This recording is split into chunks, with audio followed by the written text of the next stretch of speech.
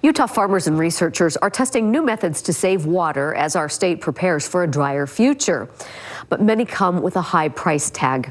News specialist Shelby Lofton takes us to Wayne County, where one farmer is trying out a small change that could be a footprint for the future of farming in Utah.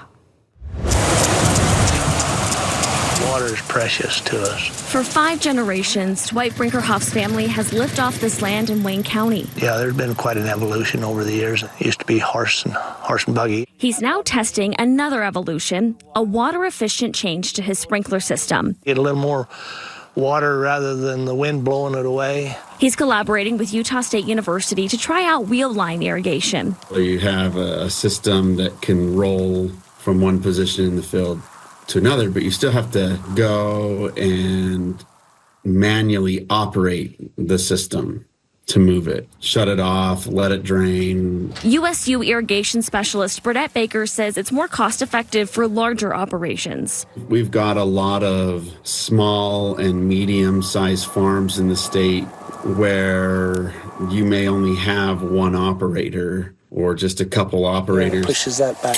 Brinkerhoff says he's willing to experiment with some water-saving technologies, but he can't risk lost income. You have to stay within what you can make. I mean, you can't be at a loss all the time. Burdette says there are other efforts that can help the Colorado River's levels, including subsurface drip irrigation. Burying the drip lines maybe a foot below the ground. So now not only are you not putting water in the air, but you're not even wetting the soil surface. Growers can also try alternative crops, but they have to be selective. There's a limited number of crops that are feasible shorter season, and they're typically not as profitable.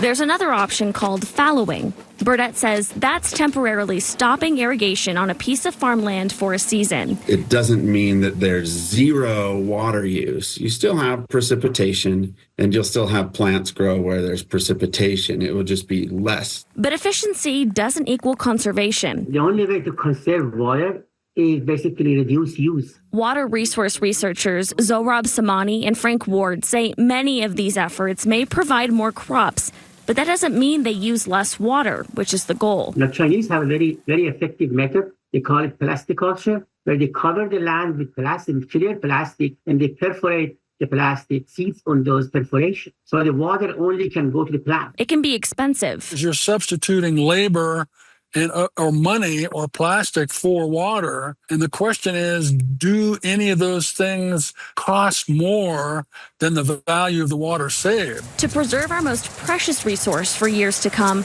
Utah farmers and researchers have to strike the balance of using less water while improving efficiency.